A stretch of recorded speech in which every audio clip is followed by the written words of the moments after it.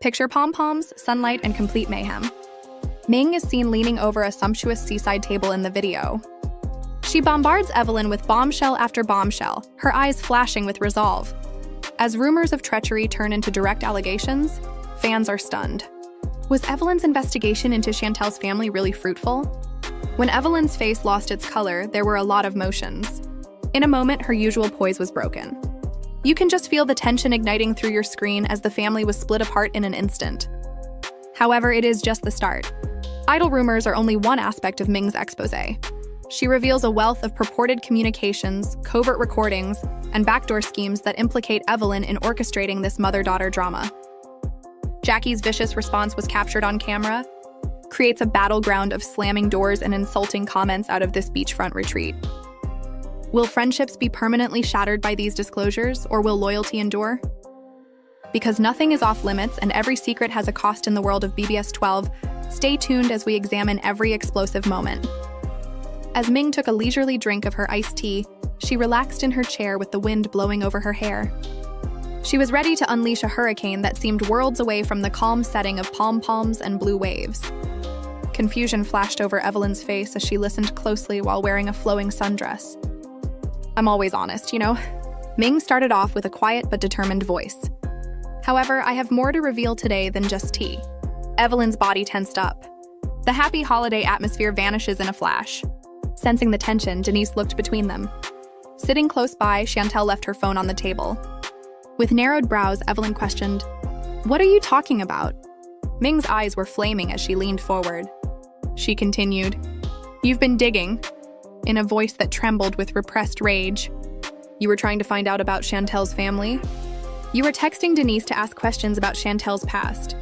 Would you mind explaining?" Evelyn's lips parted, and she looked to Denise and then to Chantel as if they would step in, but both of them remained silent, their expressions unreadable. "I saw the messages," Denise said, her voice breaking the silence. "And you wanted details about Chantel's childhood, parents, and even her college years. You framed it as concern, but we all know why you really wanted them." Evelyn's hand fluttered to her chest, her voice trembling.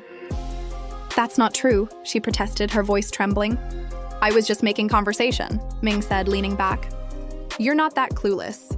We all know you thrive on secrets," she said. When Jackie eventually intervened, she was resting against a nearby palm with her arms crossed. "Give her a chance to speak," she urged, but her tone suggested skepticism, and Evelyn's eyes were fixed on Jackie with a flash of desperation. "Jackie, please, you're familiar with me. Why would I do that?" Ming's smile was thin, almost predatory. "'Cause Evelyn, you're obsessed. It's obsessed with being seen as the one who knows everything. You crave power control, so you dig." The words landed like stones in the sand. And for a moment, the only sound was the distant crash of the waves. Chell rose, her shoulders squared. "Stop tiptoeing around," she said, voice firm. She held her phone up, revealing a string of texts. "Here from last week, you asked me about my mother's well-being. Then suddenly pivoted to my dad's business troubles. When I asked why, you said it was for a fundraiser baloney." Evelyn's eyes darted to Chantel's phone, then back to Ming.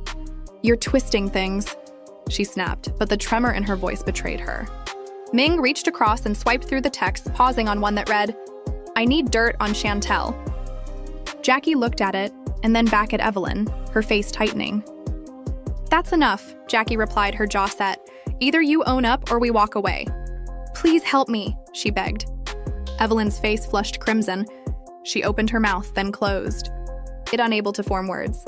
Fat's silence stretched heavy with unspoken accusations. Finally, she whispered, "I was trying to protect her." Chantel let out a harsh, disbelieving chuckle. "Keep her safe," she sneered. "How does spying on your friend protect you?" "It's betrayal, plain and simple." The drama intensified when Ming pulled out a small recorder and set it on the table. "I thought you'd deny everything," she said, pressing play. "I just want to know what I'm dealing with," Evelyn said, her voice echoing in the silence. "I need to understand her weakness." Jackie's eyes widened as she listened to the confession, her face a mask of hurt and incredulousness. "How could you?"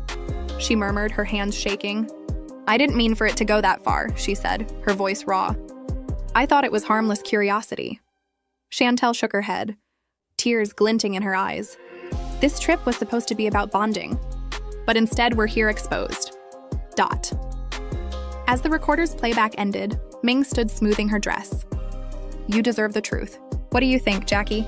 Jackie closed her eyes, drawing a shaky breath. I think mothers don't turn on each other. You betrayed my trust. You used Denise as a pawn. Denise looked away, regret and guilt mingling in her gaze. I'm sorry, she said quietly. I should have said no. Evelyn suddenly rushed forward, her voice shaking as she wailed. I'm sorry, her words reverberating like a gavel strike. I was afraid of losing my place, of being left out, she said. Fear doesn't excuse betrayal, Ming replied in a cold voice, her face briefly softening before hardening once again. You crossed a line. You'd better explain yourself or don't bother coming back, Chantel said, her face a raging maelstrom of pain and rage. Jackie gently put a touch on Evelyn's arm and whispered, We can fix this, but only if you own up. Evelyn gave a nod. Denise dried her eyes and murmured, I want my friendship back. But trust is difficult to come by. I'll do whatever it takes, she said, her tears still streaming down her face. Chantel looked at her, then at Evelyn. Prove it. At that moment, a new notification chimed on Chantel's phone.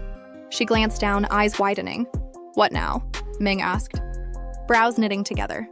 Chantel scrolled, then showed the screen a video clip recorded earlier that morning of Evelyn speaking to a crew member about digging up secrets.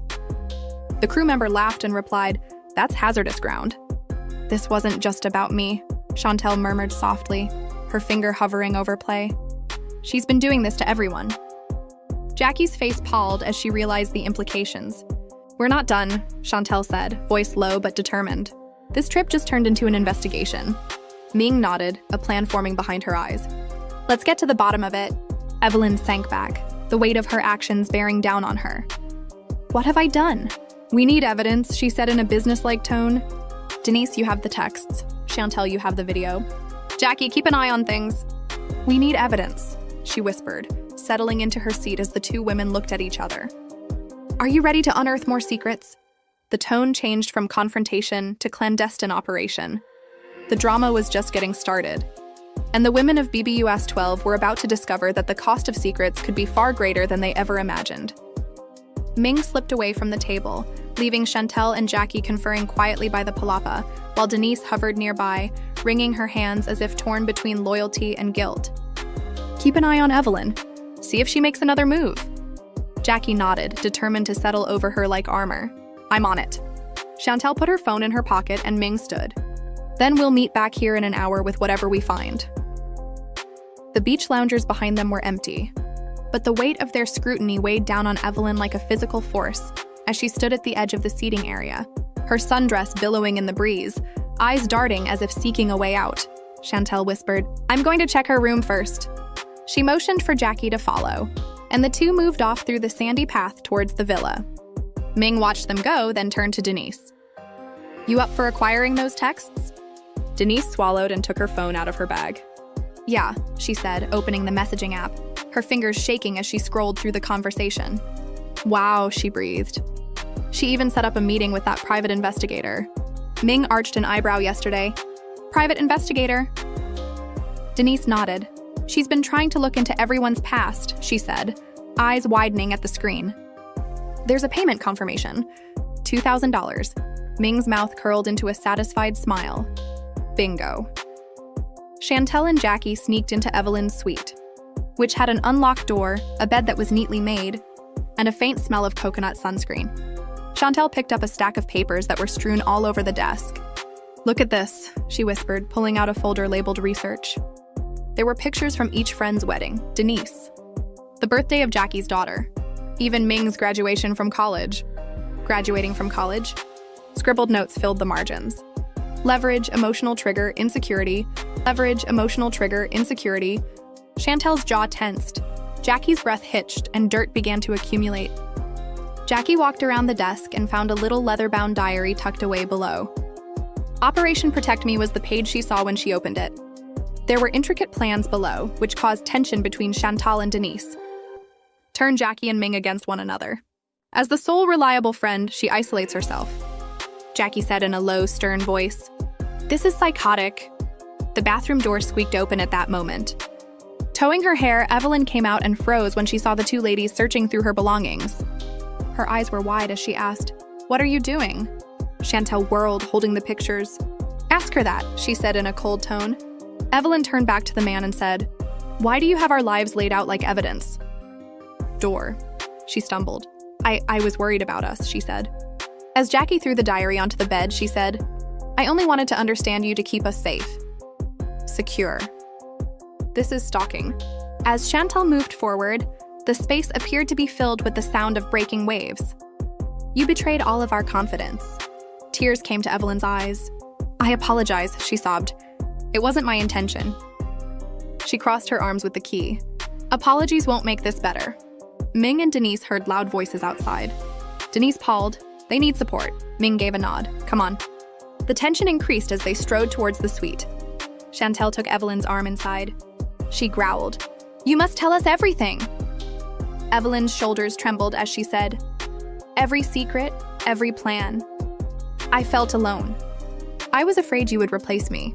Chantal's hold relaxed. Evelyn's voice wavered as she said, We could have talked. Jackie sneered, I know. I lost my head. We no longer have a friendship with you. As Ming and Denise came in behind them, a thick stillness fell.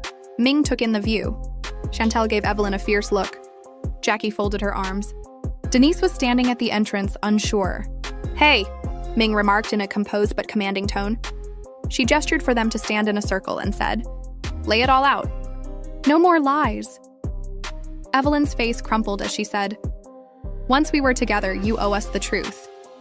What about those recordings you mentioned on the beach earlier? I did record some conversations. I thought if I had proof, I could protect myself. Ming's eyes narrowed. Protect yourself from what? Evelyn swallowed. Being abandoned. So you manipulated us to feel sorry for you? Jonelle asked. Evelyn closed her eyes. I panicked. I didn't know how to reach out, so I did this. Ming shook her head. This isn't reaching out. It's abuse. Denise stepped forward. There's more, she said, her voice shaking. I saw payments to that investigator and I found messages. She said she was planning to leak stories to the tabloids. Evelyn's eyes widened. No, I never meant that. Chantal looked accusingly at Ming. Ming pulled up the investigator's invoice on her phone. July 3rd, $2,000. Purpose, background check for personal security. Evelyn's shoulders slumped. I thought I could help if I found something. Jackie sneered. Help! You wanted to expose us. Evelyn fell to her knees. I'm so sorry. I thought I was protecting you from betrayal, but I was the one betraying you. The group fell silent as Evelyn's sobs reverberated. We've all made mistakes, she said, Ming interrupted. We can't just pretend this didn't happen. Maybe this can be a turning point. Evelyn genuinely wants to make amends. We need a plan. Denise wiped her cheeks. Trust has to be rebuilt, Chantal nodded. We could set boundaries, have open conversations. And if she crosses those boundaries again, Evelyn looked up, desperation in her eyes. And if she crosses those boundaries again, I'll accept the consequences. Okay, Ming folded her arms. First step, delete all recordings. Return everything. You've taken. Ming's expression darkened. She's not done. Jackie's heart pounded. What video? Chantal tapped the screen and then showed them a thumbnail, a blurry clip of Jackie and her daughter at a playground. Jackie's face went pale. How did she get that? Evelyn looked shocked. I don't know. Chantal's fingers flew over her phone. Instantly, Chantal's phone pinged. She looked down, frowning. Another message. She read, We need to stop this before it goes public. Denise clenched her fists. We have to work together. Chantal straightened. Evelyn, if you want to earn our trust, you help us stop that leak. Evelyn nodded, determination replacing tears. I'll get in touch with the gossip group. I'll handle it. Ming exhaled. We move fast. No mistakes. Jackie looked at Evelyn warily. I want to believe you, she said quietly. The stakes had risen beyond petty spying, and now they faced the possibility of real damage to families and reputations as they gather their phones and information. The sun dipped lower, painting the sky in bruised purples and fiery orange as a fitting backdrop for their dramatic pact.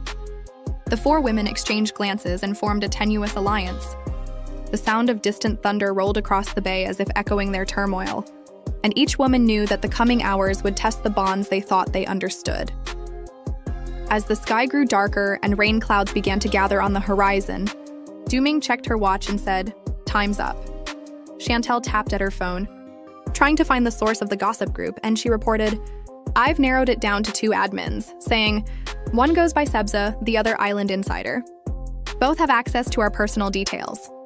Jackie hovered over Chantel's shoulder, her face etched with anxiety. "What do we do now?"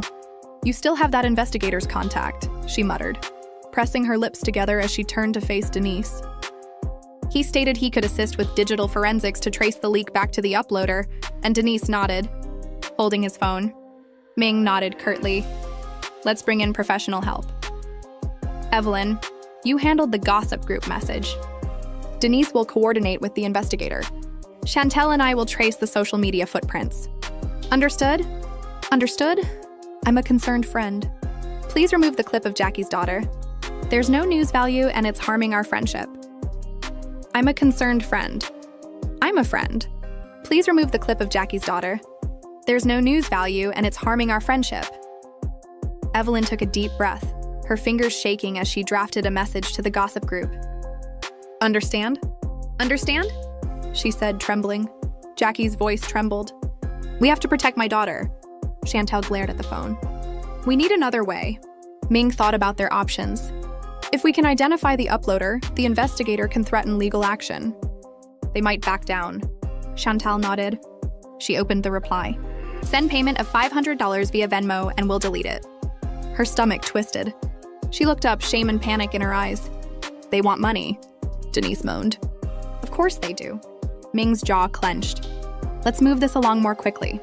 As Chantal and Ming dug into social media logs, opening tabs and cross-referencing timestamps Denise's page through her contacts to get to the investigator, she said in a hopeful voice, "He's responding. He can start tracing the upload within the hour." Ming exhaled. "Good. We stall the gossip group until..."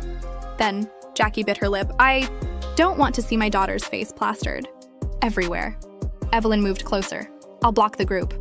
Delete any reposts." The women fell into tense silence, each struggling with guilt, fear, and determination. Outside, the first raindrops fell. Ming tapped her phone.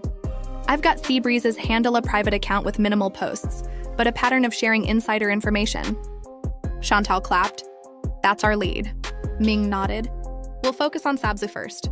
We can prove they shared the clip." "We apply pressure." Denise's phone rang. She looked at the screen and saw it was Himtha, investigators on the line. She swiped and put it on speaker. "I'm ready," she said. The investigator's cool voice answered. "I've traced the clip's metadata. It originated from a device registered to a public Wi-Fi network at the beach bar you visited yesterday." Ming scowled. "So it's someone on staff?" The investigator confirmed. "Perhaps an employee or patron with access. I can subpoena the Wi-Fi logs, but the venue will need a push.